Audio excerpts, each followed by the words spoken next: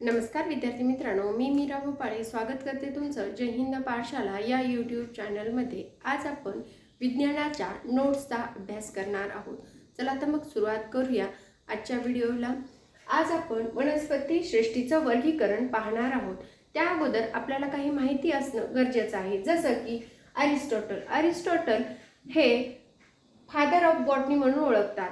वनस्पतीशास्त्र हे बॉटनीमध्ये येतं, म्हणून आपल्याला बॉटनीचे फादर ऑफ माहीत असणं गरजेचं आहे, किंवा त्यालाच वनस्पतीशास्त्राचे जनक असं मराठी भाषेत म्हणतात। मग कॅरोलस लिनियस यांनी द्विनाम पद्धती किंवा वर्गीकरण केलं। ते कशाचं केलं तर सजीवांच्या दोन गटामध्ये वर्गीकरण केलं, प्लांट किंगडम आणि ॲनिमल किंगडम, म्हणून त्यांना वर्गीकरण शास्त्राचे जनक म्हणतात। कोणाला? कॅरोलस लिनियसला। यांच्यानंतर आणखीन 2-3 शास्त्रज्ञ आले, ज्यांनी 3 प्रकारे वर्गीकरण केलं, 4 प्रकारे वर्गीकरण केलं। ते कोण आहेत तुम्ही मला कमेंट बॉक्समध्ये नक्की सांगा। आणि आर.एच. विटाकर यांनी पंचसृष्टी म्हणजे अत्यंत आधुनिक पद्धतीनं 5 सृष्टी वर्गीकरण हे आर.एच. विटाकरने केलं। चला तर मग सुरुवात करूया वनस्पती सृष्टीला म्हणजेच प्लांट किंगडमला। आता प्लांट किंगडमचा अभ्यास करत असताना आपल्याला 1883च्या आयक्लर या शास्त्रज्ञाचं नाव माहीत असणं फार गरजेचं आहे, कारण आयक्लर यांनीच आपल्या वनस्पती प्लांट किंगडमचं 2 वर्गात वर्गीकरण केलं, ज्याला आपण बीजपात्री आणि अबीजपात्री म्हणतो मराठीत।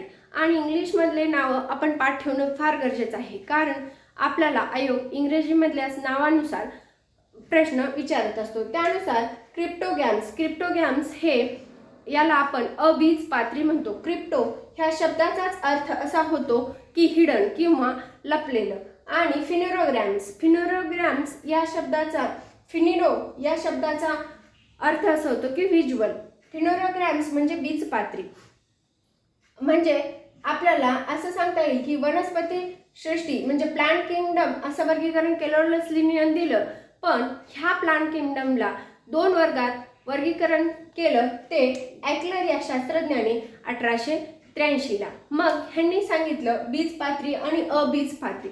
बीजपात्रीमध्ये आपल्याला जिम्नोस्पर्म आणि अँजिओस्पर्म, ज्यांचे बीज उघडे किंवा निकेड बीज आणि लपलेले बीज असे 2 गटामध्ये परत वर्गीकरण केलं बीजपात्रीचं। आणि अबीजपात्रीमध्ये प्रमुख 3 गट येतात, ज्याला थॅलोफायटा, ब्रायोफायटा आणि टेरिडोफायटा म्हणून ओळखलं जातं। थॅलोफायटा हा गट वनस्पतीचे पूर्वज किंवा वनस्पतीचे सर्वात आधीचे रूप म्हणून सुद्धा ओळखलं जातं। थॅलोफायटामध्ये प्रामुख्याने शैवाल हा वर्ग येतो, ज्यामध्ये एकदम साधी रचना असते, सेक्शुअल रिप्रोडक्शन होत नाही। आणि ब्रायोफायटा ही थोडी प्रगत झाली, थॅलोफायटापेक्षा प्रगत झाली, त्यामुळं या ब्रायोफायटा वनस्पतीला उभयचर म्हणतात। काय म्हणतात तर उभयचर म्हणतात। वनस्पतीचे उभयचर असा जर प्रश्न आपल्याला आला तर ते आहे ब्रायोफायटा।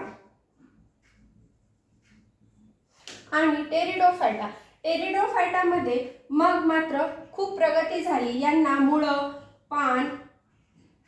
पान आणि व्हस्क्युलर सिस्टीम म्हणजे झायलम फ्लोएम अशा टेरिडोफायटा गटाला सर्व काही अवयव आले। आता हे तर झालं सर्व पंचसृष्टीबद्दल। मग आता आपण हळूहळू क्रिप्टोगॅम्स आणि फिनेरोग्रॅम्स यांचा अभ्यास करूया। क्रिप्टोगॅम्सचा अभ्यास आपण थॅलोफायटा या गटापासून सुरू करूया। थॅलोफायटालाच आपण शेवाळ गट सुद्धा म्हणू शकतो, बरोबर। मग हे शेवाळ कुठं असतं? आपण नेहमी पाहतो पाण्यामध्येच शेवाळ येतं, म्हणजे काय, ह्यांना जलचर सुद्धा म्हटलं जातं। मग वनस्पतीतले जलचर कोण तर थॅलोफायटा। वनस्पती सृष्टीतले सर्वात पहिले कोण तर ते सुद्धा थॅलोफायटा। वनस्पतीचे पूर्वज कोण तर ते सुद्धा थॅलोफायटा।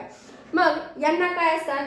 मुळे, पान, खोड हे असतं का तर नसतं, म्हणजे हे एकदम साधे रचनेचे थॅलोफायटा असतात। मग यांचा निवास कुठं असतो? पाण्यामध्ये, म्हणून याला काय म्हणतात? जलचर। मग यांच्या अभ्यासाला काय म्हणतात तर यांच्या अभ्यासाला फायकोलॉजी किंवा अल्गॉलॉजी कशासाठी म्हणतात? कारण या गटालाच, थॅलोफायटा गटालाच अल्गी गट किंवा काय म्हणतात, गट असं म्हणतात, म्हणून ह्याला ॲल्गॉलॉजी सुद्धा म्हटलं जातं. यांचे आता शेवाल म्हटलं, ॲल्गॉलॉजी म्हटलं की शेवाल. आता शेवालाचे प्रकार 3 पडतात. कुठले कुठले तर green blue algae, green algae, त्यानंतर तपकिरी त्याला ब्राऊन अल्गी म्हणतात, आणि लाल अल्गी किंवा त्यालाच रेड अल्गी. तर ह्याच्यामध्ये रेडोफायसी असतो म्हणून त्याला लाल अल्गी म्हणतात.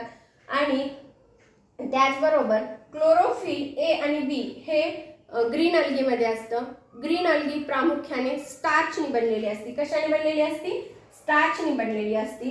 त्याच्यामध्ये क्लोरोफिल ए आणि बी असतं. याचे उदाहरण पाहायचं झालं तर स्पायरोगायरा, उल्वा आणि कारा हे 3 उदाहरण आपल्याला ग्रीन अल्गीचे पाहायला भेटतात.